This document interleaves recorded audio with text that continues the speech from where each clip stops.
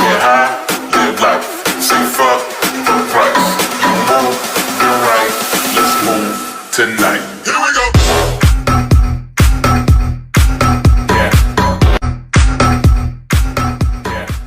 Tokyo घुल। आप इस एनिमे के अंदर देखोगे कि इंसान और घुल्स एक ही शहर के अंदर रह रहे हैं, बट प्रॉब्लम की बात जब होती है जब आपको पता चले कि घुल्स को सरवाइव करने के लिए ह्यूमन फ्लैश यानी कि ह्यूमन की बॉडी पार्ट्स खाने पड़ते हैं। और इसी स्टोरी के अंदर सबसे बड़ी बात है कि जो हमारा मेन प्रोटैगनिस्ट है, नाम क्या था उसका, स्टोरी में सबसे बड़ा ट्विस्ट जब आता है जब कानकी, हमारा स्टोरी का मेन प्रोटैगनिस्ट, जब वो एक एक्सीडेंट के बाद आधा ह्यूमन और आधा घुल बन जाता है। वो किस प्रकार सरवाइव करता है, चीज़ें किस तरह जाती हैं, उस शहर का क्या होता है, घुल्स का क्या होता है, ये सब आप उस एनिमे के अंदर देखोगे। सबसे खास बात इस एनिमे की उसका एक्शन है, और वो एक्शन कमाल का बनता है जब वो उसके बैकग्राउंड स्कोर्स यानी कि उस म्यूजिक के साथ मिलता है।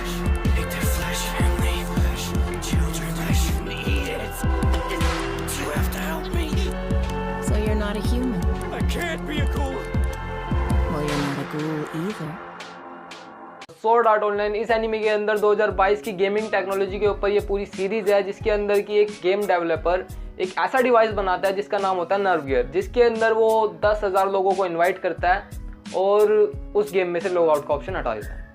तो आप देखेंगे इस सीरीज के अंदर कि वो लोग उस गेम में से वापस कैसे आते हैं। जैसे कि जुमानजी में आपने देखा ही होगा, पर वो गेम या फिर ये एनिमे बिल्कुल उससे अलग है। No way. I don't believe it. Kirito? Your name's Kirito. In this world, a single blade can take you anywhere you want to go. Parasite.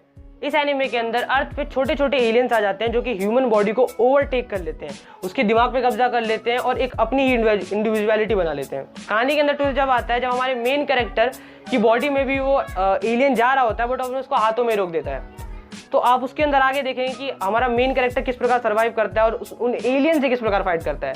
ये वाला एनिमे आपको टोक्यो घुल की तरह ही लगेगा, इसकी स्टोरी वगैरह काफ़ी उसी की तरह सिमिलर रहेगी, लेकिन ये एक अलग ही लेवल पे चला जाता है फाइटिंग और उसके एक्शन के लेवल पे।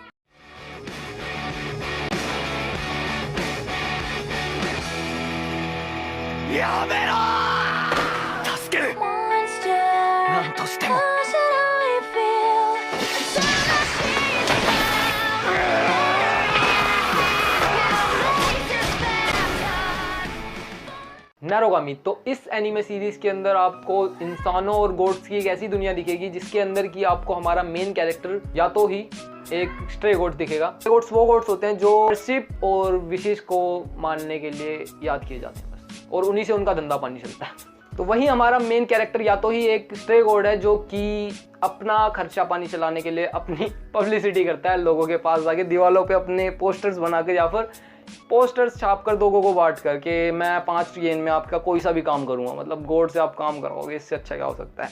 तो इस सब पूरे मेन लफड़े के बीच में जो काम है हमारे या तो ही का कि अपने आप को जिंदा रखना, वो कैसे करता है, वो सिर्फ 5 येन में लोगों का काम करता है जिससे कि लोग उसे याद रखें और लोगों का काम भी हो जाए। और इसका एक ही सपना है कि ये अपना खुद का टेम्पल खरीदे और इसकी भी एक अच्छी खासी फैन फॉलोइंग हो।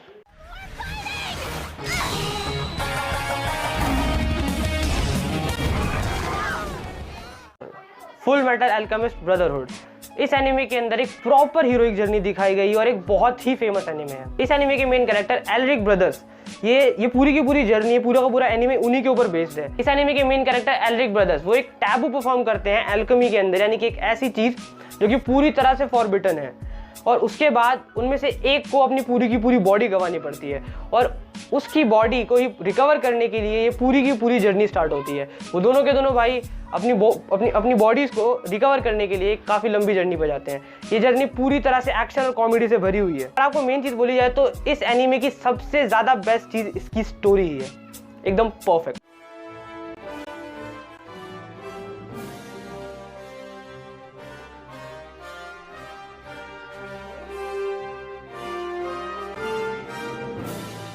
तो अगली वेब सीरीज आ रही है असैसिनेशन क्लासरूम। तो अगर यार आपने अपने स्कूल डेज को याद कर रहे हो तो आपको एक बार जरूर देखनी चाहिए इस एनिमे सीरीज। ये सीरीज उन मास्टरपीसों में से आता है जो कि कई सालों में शायद एक बार बनती है। तो इस सीरीज के अंदर एक ऑक्टोपस जैसे दिखने वाला एलियन या फिर कोई क्रीचर चांद को उड़ा देता है और धरती के भी साथ वो यही करने वाला था। तो वो जापान की गवर्नमेंट के सामने एक मांग रखता है कि वो जापान के सबसे टायर्ड स्कूल की क्लास 3 को टीच करना चाहता है, टीचर बनना चाहता है।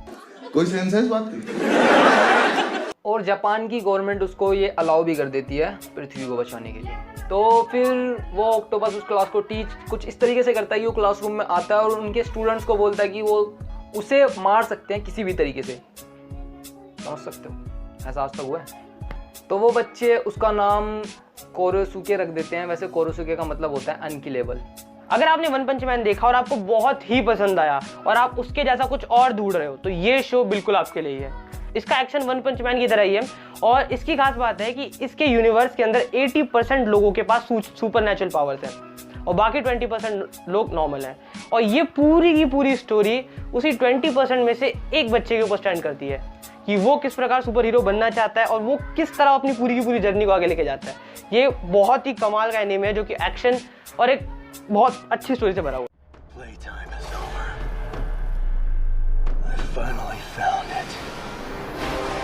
Our dream will become a reality. The new world that we fought to build. I can almost see it.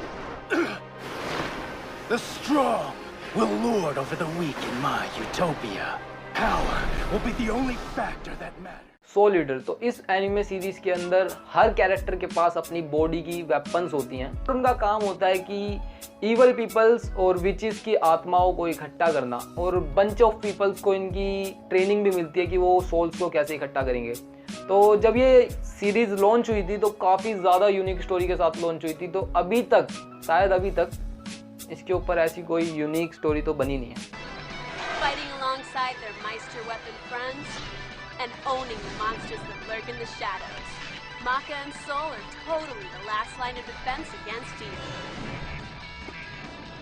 We're coming. Blue exorcist. इस एनिमे के अंदर 2 डायमेंशन होते हैं। पहला डायमेंशन जिसके अंदर डेविल्स रहते हैं और दूसरा डायमेंशन जिसके अंदर नॉर्मल ह्यूमंस रहते हैं। तो ये पूरी की पूरी स्टोरी उसी यूनिवर्स के अंदर स्टैंड करती है। इसके अंदर हमारा मेन कैरेक्टर रिन, हाँ रिन सही नाम है इसका, रिन। तो इसको इसके फ्रेंड्स बचपन से ही चिढ़ा रहे होते हैं और उसको डीमन बुलाते हैं क्योंकि बचपन से ही इसके पास कुछ अलग सी पावर्स होती है।